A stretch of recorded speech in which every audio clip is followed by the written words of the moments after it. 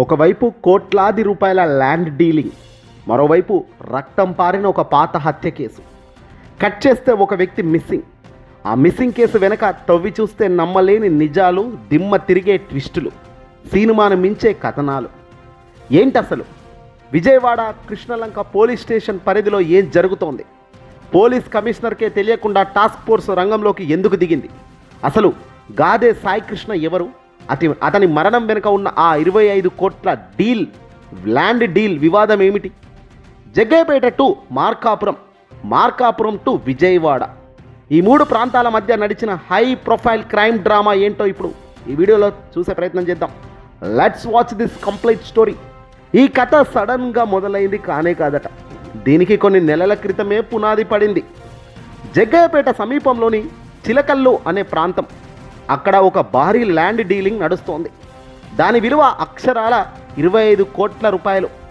ఈ భూమి సెటిల్మెంట్కు సంబంధించి సాయికృష్ణతో పాటు మరికొందరు రంగంలోకి దిగారు. డీలింగ్ చర్చలు ముగిసిన తర్వాత ఒక రాత్రి అందరూ కలిసి మద్యం పార్టీ చేసుకున్నారు. మద్యం మత్తు తలకెక్కిన వేళ సాయికృష్ణకు నవీన్ రెడ్డి అనే మరో యువకుడికి మధ్య ల్యాండ్ ఇష్యూపై తీవ్రమైన వాగ్వాదం జరిగింది. ఆ గొడవ కాస్త ముదిరింది. క్షణికావేశంలో సాయికృష్ణ నవీన్ రెడ్డిపై దాడి చేసి ఘోరంగా పొడి చేశాడు. రక్తపు మడుగుల్లో ఉన్న నవీన్ రెడ్డిని వెంటనే జగ్గయ్యపేట హాస్పిటల్కు తరలించినప్పటికీ ఫలితం లేకుండా పోయింది. నవీన్ రెడ్డి ప్రాణాలు కోల్పోయాడు. ఈ హత్య కేసుల్లో సాయికృష్ణ ప్రధాన ముద్దాయిగా మారాడు. పోలీసులు అతడిని అరెస్టు చేశారు. 4 నెలల పాటు జైలు శిక్ష అనుభవించిన తర్వాత సాయికృష్ణ బెయిల్పై బయటకు వచ్చాడు. అయితే బయటకు వచ్చిన తర్వాత కూడా జగ్గయ్యపేటలో ఉంటూ ప్రమాదమని భావించి అతను తన మకాంను ప్రకాశం జిల్లాలో మార్కాపురానికి మార్చేశాడు. అక్కడే సైలెంట్గా తలదాచుకున్నాడు. కథ ఇక్కడితో ముగిసిపోలేదు. అసలు ట్విస్ట్ ఇక్కడే మొదలైంది. సాయికృష్ణపై పాత కేసులకు సంబంధించి 2 నాన్ బెయిలబుల్ వారెంట్లు NBW పెండింగ్లో ఉన్నాయి. సాధారణంగా ఇలాంటి వారెంట్లు ఉంటే స్థానిక పోలీసులు కోర్టుకు హాజరుపరచడానికి ప్రయత్నిస్తారు. కానీ ఈ కేసుల్లో ఊహించని పరిణామం జరిగింది. నేరుగా విజయవాడ టాస్క్ ఫోర్స్ పోలీసులు రంగంలోకి దిగారు. మార్కాపురంలో ఉన్న సాయికృష్ణను పట్టుకోవడానికి టాస్క్ ఫోర్స్ ప్రత్యేక టీం అక్కడికి వెళ్ళింది. అతడిని అదుపులోకి తీసుకుంది. అయితే ఇక్కడే ఒక పెద్ద లూప్ హోల్ బయటపడింది. Vijayawada city police commissioner CP అనుమతి లేకుండానే, కనీసం ఆయనకు ముందస్తు సమాచారం కూడా ఇవ్వకుండానే టాస్క్ ఫోర్స్ పోలీసులు మార్కాపురం ఎలా వెళ్ళారు? ఎవరి ఆదేశాల మేరకు వాళ్ళు వెళ్ళారు? ఇండస్ట్రీలో మరియు పోలీస్ వర్గాల్లో నడుస్తున్న టాక్ ప్రకారం ఆ 25 కోట్ల డీలింగ్ ఇంకా పూర్తి కాలేదట. ఆ డీలింగ్ను మళ్ళీ రీకాల్ చేయడానికి, సెటిల్మెంట్ పూర్తి చేయడానికి తెర వెనుక ఒక్కున్న కొందరు రాజకీయ పెద్దలు, సెటిలర్లు పోలీసులపై తీవ్రమైన ఒత్తిడి తెచ్చారనే ఆరోపణలు ఉన్నాయి. ఆ ఒత్తిడి వల్లే సిపికి కూడా చెప్పకుండా సాయికృష్ణను మార్కాపురం నుంచి విజయవాడకు తరలించారు. మార్కాపురంలో అరెస్టు చేసిన సాయికృష్ణను నేరుగా విజయవాడలోని కృష్ణలంక పోలీస్ స్టేషన్కు తీసుకొచ్చారు. అక్కడ దాదాపు 3 రోజుల పాటు నిర్బంధంలో ఉంచినట్లు తెలుస్తోంది. ఆ 25 కోట్ల డీలింగ్కు అనుకూలంగా మార్చడానికి సాయికృష్ణను తీవ్రమైన చిత్రహింసలకు గురి చేశారు. 3rd డిగ్రీ టార్చర్కు గురి చేశారనే అనుమానాలను కూడా ఇక్కడ స్పష్టంగా వ్యక్తమవుతున్నాయి. ఇదే క్రమంలో పోలీసుల కస్టడీలోనే సాయికృష్ణ మృతి చెందాడనేది ప్రధానంగా మనకు వినబడుతున్న ఆరోపణ. అయితే ఇక్కడ అత్యంత దారుణమైన విషయం ఏంటంటే, సాయికృష్ణ పోలీస్ స్టేషన్లలోనే ఉన్నాడని, కస్టడీలో ఉన్నాడని అతని తల్లిదండ్రులకు పోలీసులు సమాచారం ఇవ్వలేదు. కొడుకు కోసం ఆ తల్లి దాదాపు 10 రోజులుగా కృష్ణలంక పోలీస్ స్టేషన్ చుట్టూ కాళ్ళు తిరిగేలా తిరిగినప్పటికీ పోలీసులు నోరు విప్పలేదు, కనీసం పట్టించుకోలేదు. మరోవైపు పోలీస్ డిపార్ట్మెంట్లో ప్రతి చిన్న విషయాన్ని ఉన్నతాధికారులకు చేరవేయడానికి స్పెషల్ బ్రాంచ్ SB టీం అనేది ఉంటుంది. స్థానిక పోలీస్ స్టేషన్లో అసలు ఏం జరుగుతుంది, ఎవరిని అక్రమంగా నిర్బంధించారు, ఇలాంటి విషయాలను ఎప్పటికప్పుడు కమిషనర్కు రిపోర్ట్ చేయాల్సిందిగా ఈ టీం పని. మరి 10 రోజుల పాటు ఒక వ్యక్తి స్టేషన్ కస్టడీలో టార్చర్కు గురవుతుంటే ఈ SB టీం ఎందుకు సైలెంట్గా ఉంది?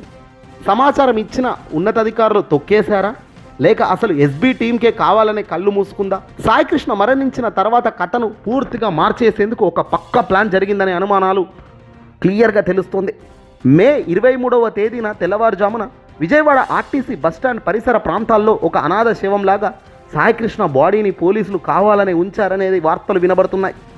ఆ తర్వాత మున్సిపాలిటీ సిబ్బంది ద్వారా ఆ బాడీని కృష్ణలంకలోని శ్మశాన వాటికకు స్వర్గపూరికి తరలించి మే 24వ తేదీన అంత్యక్రియలు కూడా కానిచ్చేశారట. ఒక వ్యక్తి పోలీస్ స్టేషన్ కస్టడీలో చనిపోతే నిబంధనల ప్రకారం పంచనామాలు అనేవి జరగాలి, కుటుంబ సభ్యులకు అప్పగించాలి. కానీ ఇక్కడ కుటుంబానికి ఏమీ తెలియకుండా బస్టాండ్లో బాడీని పెట్టి మున్సిపాలిటీ ద్వారా అంత్యక్రియలు నిర్వహించడం వెనుక అసలు నిజాన్ని శాశ్వతంగా నొక్కేయాలనే కుట్ర ఇక్కడ ఉందా అనే అనుమానం వస్తుంది. ప్రస్తుతం ఈ కేసుకు రోజుకొక మలుపు తిరుగుతోంది. జగ్గయ్యపేట ఏఎస్పీ శ్రీనివాసుకు కూడా విజయవాడకు పిలిపించి విచారణ జరుపుతున్నారు ప్రస్తుతం. ఒక ల్యాండ్ డీలింగ్, ఒక మర్డర్, ఆపై పోలీసులు అక్రమ కస్టడీ, చివరికి ఒక యువకుడి మృతి. ఈ పదుల సంఖ్యలో అనుమానాలకు సమాధానం దొరకాల్సి ఉంది. తెర వెనుక ఉన్న ఆ 25 కోట్ల ల్యాండ్ డీల్ మాఫియా పెద్దలెవరు? చట్టాన్ని చేతిలోకి తీసుకున్న ఆ పోలీస్ అధికారులు ఎవరు? ఈ మిస్టరీ వీడాలంటే ఉన్నత స్థాయి విచారణ ఖచ్చితంగా జరగాల్సిందే అంటున్నారు అందరూ. వాస్తవానికి సాయికృష్ణ అసలు ఒక మర్డర్ సాక్షాత్తు చేశాడన్న ఆరోపణ ఇక్కడ వినబడుతుంది. సరే, అతను లంగన, దొంగన, దొర్యన అనేది కాదు పాయింట్. పోలీసులు బాధ్యతాయుతం మరిచి రాక్షసులుగా మారి చేసిన ఈ దారుణమైన ఘట్టానికి సంబంధించి స్క్రీన్ ప్లే, యాక్షన్, డైరెక్షన్ వెనకాల ఉన్న భాగమే ఇప్పుడు ప్రధాన హస్తం.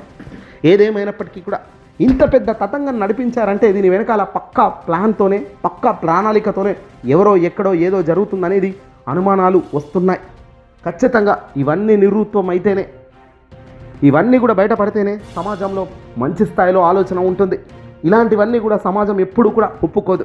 చేసిన వాడిని సరే ముద్దాయి, దొంగన, దొరన అనేది ఇక్కడ పాయింట్ కాదు. అతను ఎవరినో చంపాడు అంటే అతన్ని శిక్షించాల్సిన బాధ్యత పోలీసులకు లేదు. అవి చేతిలోకి తీసుకోవాల్సిన అవసరం కూడా పోలీసులకు లేదు. ఎందుకంటే రాజ్యాంగంలో కోర్టులు తుది తీర్పులు ఇస్తాయి. ఒక మనిషి నిజంగా తప్పు చేసినా, ఒక మనిషి దొంగతనమో లంగతనమో ఏదైనా చేసినా ఆ మనిషిని శిక్షించాల్సింది, ఆ మనిషిని ఉరిదీయాల్సింది కూడా కోర్టు చేతిలోనే ఉంటుంది, న్యాయ వ్యవస్థ చేతిలో ఉంటుంది. మరి అలాంటి న్యాయ వ్యవస్థ చేతిలోకే ఈ అంశం పోకుండా పక్కా ప్లాన్తో ముందస్తుగా మొత్తం కూడా అధికారాలను అన్నిటినీ యూజ్ చేసి ముందుకడుగులు వేసి మనిషి ప్రాణాలు తీయడం అంటే అంతకు మించిన రాజ్యాంగ ఉల్లంఘన కిందికే వస్తుంది. మరి ఆ హక్కులు ఉల్లంఘనలో పాల్గొన్న ఈ పోలీసు అధికారులందరికీ రాబోయే కాలంలో ఎలాంటి శిక్షలు పడతాయి, ఈ కేసు ఎలాంటి మలుపులు తిరుగుతుంది, నిజంగా ప్రశ్నార్థకమే. ఈ వీడియోని అసలు లైక్ కొట్టి షేర్ చేయండి.